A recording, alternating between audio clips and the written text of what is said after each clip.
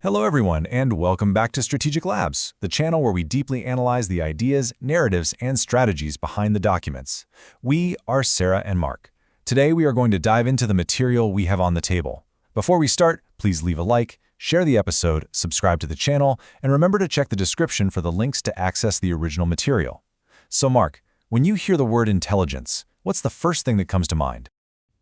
It's spies, right? Satellites, gadgets, clandestine agencies.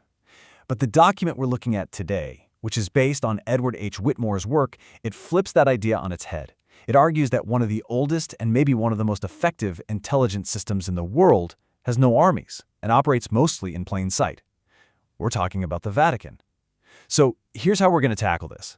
First, we'll deconstruct this myth of what intelligence is. Then, we'll get into the Vatican's model, intelligence without armies. We'll look at its global human network, see how that translates into what's called soft power, and finally, we'll touch on this fascinating idea, the power of invisibility. Exactly. So let's start there.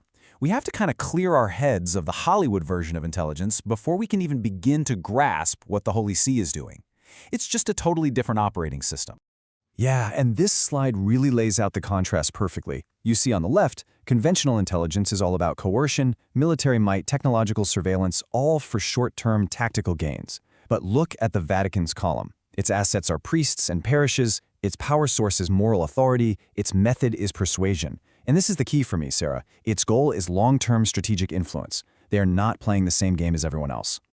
Right, they're playing the long game, which brings us to this central question. If you don't have armies, how do you project power? How do you gather the information you need to operate on the world stage? Well, that's where the Vatican's unique paradigm comes in. This quote from Whitmore just nails it. It's not about force. He breaks it down into three concepts: information power, presence, and influence diplomacy. It's a completely different toolkit. Presence is a big one for me. Just the fact that they are embedded everywhere is a form of power in itself.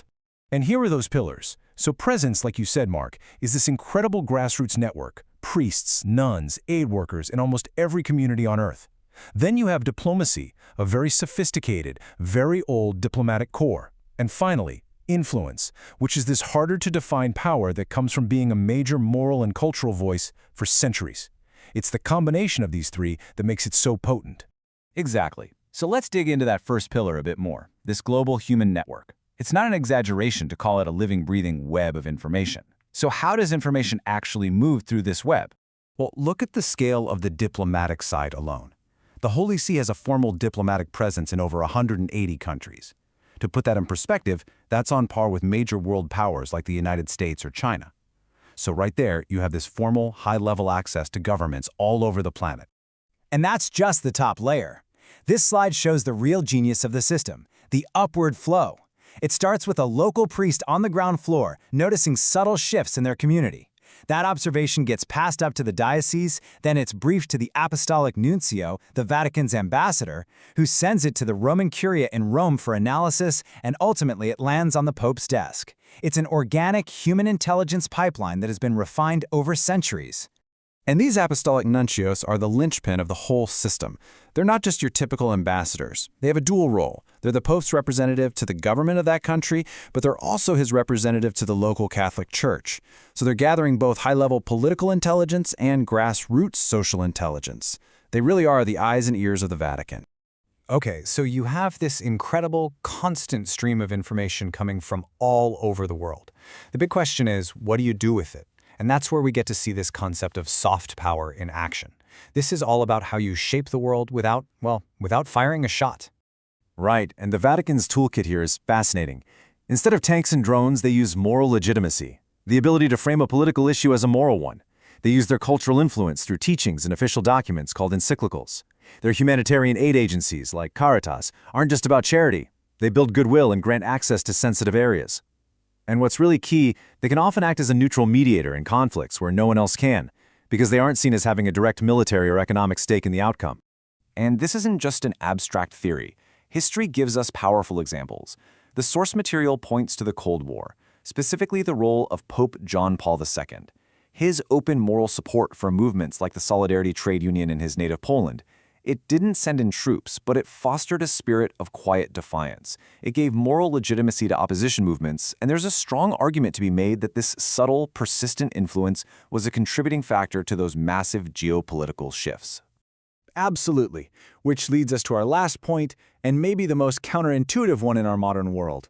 The ultimate strength of this entire system might actually be its secrecy, its invisibility. Yeah, exactly. The Vatican's biggest wins are the ones we never hear about. They're not holding press conferences to announce a successful mediation between two warring factions. It happens through quiet conversations, back-channel diplomacy, and the slow, steady work of changing hearts and minds over decades. That ability to shape events silently is a form of power that is very hard to counter, because most of the time, you don't even see it happening. So it really leaves us with this final thought. In our age of 24/7 news cycles, data breaches, and just constant digital noise, you have to wonder, is the most powerful and resilient form of intelligence the one that's not based on satellites and code, but on human connection, patience, and the ability to operate unseen? It's a fascinating model that challenges our basic assumptions about power and influence. The key takeaways for me are the contrast between coercive and persuasive power, the incredible efficiency of a global human intelligence network, and this idea that the most effective influence is often the most subtle. We've reached the end of this analysis. If this episode added value to your day, please leave a like, share it, and subscribe to Strategic Labs so we can keep deconstructing narratives. Remember to check the video description. See you in the next analysis.